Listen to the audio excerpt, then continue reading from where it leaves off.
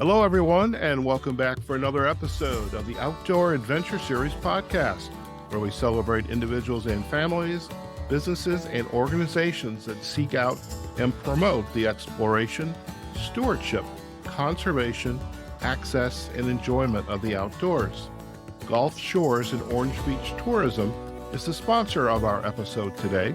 Warm temps and fresh seafood make the Alabama Gulf Coast the perfect beach destination for your family vacation, couples getaway, outdoor adventure, meetings, conferences, and conventions. Melea Hames is our guest on the Outdoor Adventure Series today. Melea is the social media manager at Visit North Alabama, also known as the Alabama Mountain Lakes Tourist Association. Melea will share the association's mission and introduce us to the North Alabama Waterfall Trail, one of the signature experiences designed to promote tourism in the 16 North Alabama counties. And really surprised here, and I'm going to definitely talk to Melea about this. She is also the host of the Unexpected Adventures in North Alabama podcast. Melea, it's a pleasure to have you on the Outdoor Adventure Series. Welcome. Thank you. I'm so honored you asked me to be on your show. Fantastic. Well, we do have to give a shout out to Kay Donaldson, who's the director at Alabama Bass Trail, because as she was on our show last week, in fact, our episode with Kay will be published. Get to Know You will be Wednesday, and the episode will be up on Thursday. But she said, man, you have to learn more about the waterfall trail. You got to talk to Melea. So, well, here you are. And Yeah. I think as I was kind of joking with you, this is not your first rodeo. How does it feel to be on the other side of the mic? Much more relaxed. I just get to sit back and answer the questions and just be the guest today. That's a wonderful thing. That's a Yes. wonderful thing. Well, first, I do share with many of my listeners and a lot of things, actually.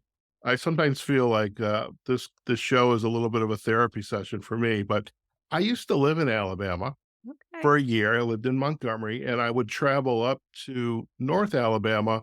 And I think I got as far up as the Muscle Shoals area, and I knew there was Yeah. water up there, but I had no idea that besides golf courses and like the Robert Trent Jones Mhm. courses, there was so much nature and trails and Yeah. waterfalls in the state. And I look back and I'm thinking, I missed out on a lot of stuff. I did. And I would love if you could, for our listeners, kind of first introduce us to yourself. Who is Melea Hames? And then let's talk about Visit North Alabama and how'd you all get started? Yeah. Well, I'm Melea. I'm the social media manager here. It's Visit North Alabama on social media. So if you want to look for us there. I have been here in June. It's 13 years. So I've been here for quite a while. I started off part-time. I always joke that now social media is my thing. Like that's all that I do. And in the beginning, when I came, it was like a list of all these other tasks that they wanted me to do. And it was like, oh, and by the way, keep our Facebook page up to date. And so I've joked how just keep our Facebook page up to date has now become my whole job. So that is fun most days being on social media. Of course, like you mentioned, we started our podcast a couple years ago, which has been so much fun. My background, I went to school at Auburn, War Eagle, and I have Oh, a yeah. degree in PR and journalism. I did that, worked for an advertising agency in Atlanta, a minor league baseball team in Columbus, Georgia, which was a ton of fun. Then I went back to school and got my master's to teach English. So I proof a lot of the things around here. And so I did At that. least you have somebody to do it. Yes, right. So I taught middle school, coached cheerleaders for a few years. Excuse me. Taught at the community college level for a little while and then ended up back in PR. So I just kind of use all of it. Fantastic. And, I love the journey that folks go on. And my, I can't decide whether podcasting is my full-time job and coaching is my side hustle or vice versa. Yeah. But I do a fair amount of career coaching, and I love when I listen to people talk about their work, especially when they're doing something they love to do, they Mhm. really enjoy, because they just light up. Yeah. And I don't think there's anything worse than going to a job that you do not like. Yes. And I'm sure you have a lot of work, and there's a lot of things that there's a lot on your to-do list, sticky notes or Yes. whiteboards, whatever you use. Yep. But it comes across as you really enjoy this work, working in the Mhm. association, the PR, and how could you not like the outdoors in North Alabama and what you all have to offer? I know, right? I mean, it is a fun job. I mean, we're in hospitality, so Mhm. the majority of the people in our industry are very friendly because, again, hospitality, hospitable. We're trying to bring people to our region and our different towns and everything like that. So it is a lot of fun. It's really fun when I do get to go out to our attractions, the outdoors, the indoor stuff, all of it. But yeah, it's kind of funny you mentioned about loving what I do. When we first started, or when my boss first said, "Hey, I think we should do a podcast." And I thought, "Ooh, I don't know if that's really in my comfort zone." Like, and I'm thinking, "Oh my goodness, all I do is talk all the time. Like, why did I ever think that was not in my comfort zone?" And it's so funny how I went from being hesitant to I can't even imagine my life without it now. So, yeah, I do light up when I talk about our podcast. So, I would love to, before we leave today, you said something I find is very interesting, is your boss said, "We need to do a podcast." And I find that very interesting because as a podcaster, I mean, mhm, it's easy to find guests. At the end of the day, yeah, it's very yeah, easy.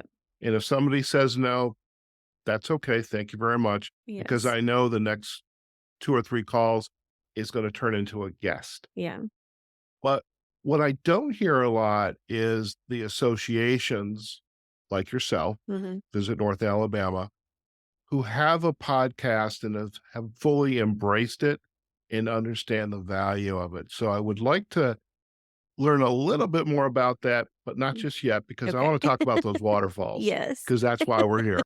So, the association's been around for since 1964. I would say that that year is somewhat important to me. I mean, I just am kind of sharing my age a little bit. We're not really, maybe I'm a little older, maybe I'm a little younger, but somewhere in that time frame. But the whole idea of a concerted effort to promote tourism, and now here we are, 2023. People Mhm, are wanting, after post COVID, want to get out, enjoy nature, and discover what's in their backyard. So, yeah. tell us more about the origins of this waterfall trail. Yeah, several years ago, probably, I don't know, 8 or 9 years ago, our president, Tammy, had come across a brochure, I think in South Carolina. It was one of her peers in the tourism industry and saw that they were doing a waterfall trail. And she thought, "Oh my goodness, we have tons of waterfalls in North Alabama that need highlighting like this."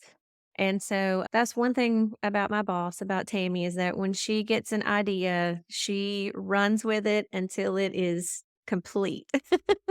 I love it. And it was a great idea. It is one of our most popular pieces that people pick up. Sometimes people will say, "Oh, print is dead." And we're like, our waterfall trail brochure begs to differ because we run out of that thing on a regular basis."